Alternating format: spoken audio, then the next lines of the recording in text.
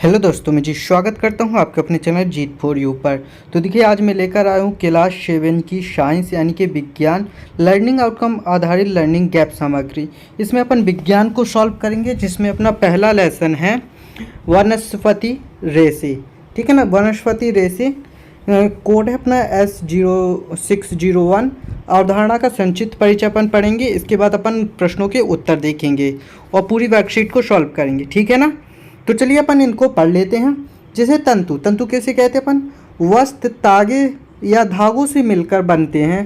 तागे भी पतली लड़ियों से मिलकर बने होते हैं, जिन्हें तंतु कहते हैं। देखिए, तागे या धागे एक ही होते हैं।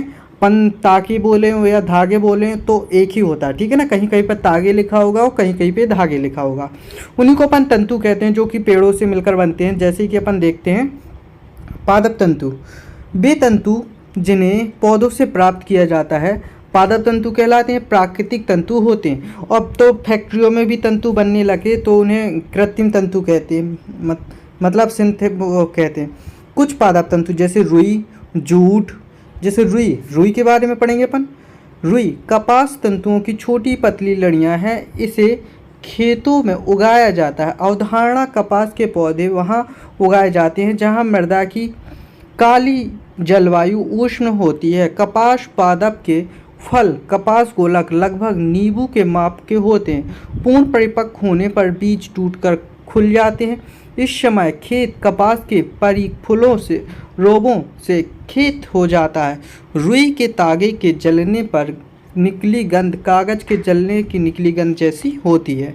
ठीक है ना, आगे चले। रुई के उपयोग भी देख लेंगे, क्योंकि अपना क्वेश्चन हो सकता है कहाँ कहाँ उपयोग किया जाता है। गद्दों में, रजाइयों में, तकियों में रुई का उपयोग किया जाता है। अब जूट देखेंगे, जिसे अपन पटसन भी बोलते हैं। पटसन तंतु को पटसन पादप के तने से प्राप्त किया जाता है। भारत में इसकी खेती वर्षा ऋतु में की जाती है। सामान्यतः पटसन पादप के पुष्पन अथवा अवस्था में काटते हैं। फसल की कटाई के पश्चात पादपों के तने को कुछ दिनों तक जल में डुबोकर रखते हैं। ऐसा करने से तने गल जाते हैं व उन्हें पटसन तंतुओं से हाथों द्वारा पृथक किया जाता है। इसका उपयोग वस्त्र बनाने व सजावटी सामग्री बनाने में किया जाता है। तो ये अपन ने मतलब शॉर्ट फॉर्म में अपन ने इसको देख लिया। अब इसके उत्तर देखेंगे। देखिए, प्रश्न वर्कशीट यहाँ से स्टार्ट होती है अपनी। प्रश्न है अपना, किन्हीं दो पादप तंतुओं के नाम लिखिए। तो कोई भी दो पादप तंतु अपन ने देखा, रुई, जूट को भी अपन पटसन बोलते हैं, वो अपन पटसन लिखते हैं या जूट लिखते हैं, कोई भी नाम चल जाएगा। ठीक है ना। और देखिए, अगर इसका विस्तार अध्ययन पढ़ना है तो अपन को कक्षा 6 के अध्याय 3 को पढ़ना होगा। अगर विस्तार से चाहते हूँ, वैसे आप पढ़ के आए होंगे, आपको अब ज़्यादा पढ़ने की ज़रूरत नहीं है। ठीक है ना, तो वीडियो को ज़्यादा से ज़्यादा लाइक कीजिएगा और शेयर कीजिएगा। और हाँ, मेरा ब्लॉग चैनल है, तो आप डिस्क्रिप्शन में जाके उसे भी सब्सक्राइब कर लीजिए। जल्दी से जल्दी उसको भी आप मोनेटाइज करवा दीजिए, तो एक से एक ब्लॉग देखने को आपको मिलते रहेंगे। रुई किस पौधे से प्राप्त की जाती है? देखिए, रुई कपास की पतली छोटी लड़ियां हैं। इसे खेतों में उगाया जाता है। रुई कपास के पौधे से प्राप्त की जाती है। ठीक है ना, कहाँ से? कपास के।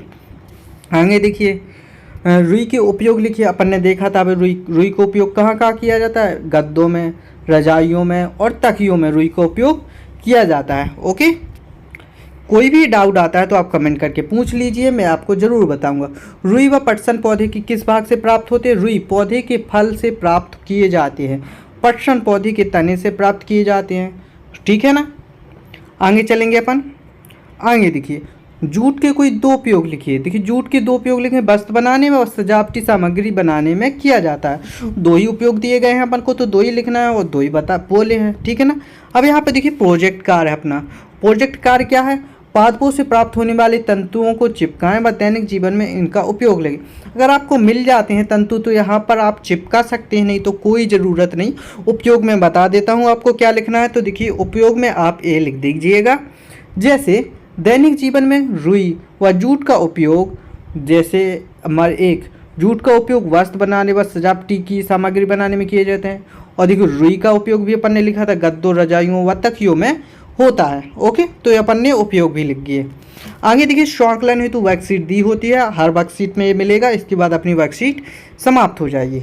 आगे चलिए, निम्न में से कौन से पादप तंतु हैं? देखिए रुई और जूट ये दोनों पादप तंतु हैं। ये रेशम कीट से प्राप्त होता है, ऊन बकरियों से या भेड़ों से प्राप्त की जाती है, ठीक है ना। ये भी आपको मालूम होना चाहिए। देखिए रुई व जूट तंतु को आप कैसे पहचानेंगे?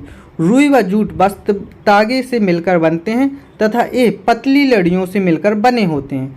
देखिए आगे चलिए, रुई व पटसन प्राकृतिक तंतु हैं संश्लेषित तंतु?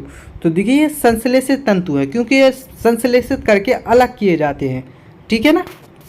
आगे चलें, जूट से बनने वाली दो वस्तुओं के नाम लिखिए। बोरे और वस्त्र, ये जूट से बनते हैं। और देखिए यहाँ पर थोड़ा इसी में सही विकल्प दिया गया है थोड़ा सा। निम्न में से कौन सा रेशा त्वचा के लिए सर्वाधिक उपयुक्त है? कपास, ठीक है। तो यहाँ पर देखिए अपनी वर्कशीट समाप्त हो चुकी है। इस वर्कशीट को ज़्यादा से ज़्यादा शेयर करें ताकि आपकी और आपके दोस्तों की मदद हो सके, और मेरे को टेलीग्राम चैनल पर फॉलो कर लें ताकि इसकी PDF फाइल आपको मिल जाएगी। टेलीग्राम चैनल का नाम है G4U, ठीक है ना। तो यहाँ से आप मेरे को इस टेलीग्राम पे फॉलो कर लीजिए ताकि आपको इसकी PDF फाइल मिल जाए, और आप चाहें तो मुझे इंस्टा पर और मेरे ब्लॉग चैनल को भी सब्सक्राइब कर सकते हैं। सारी लिंक आपको डिस्क्रिप्शन में प्रोवाइड करा दी जाएंगी, ठीक है ना। मिलते हैं अगली वीडियो में, तब तक के लिए धन्यवाद।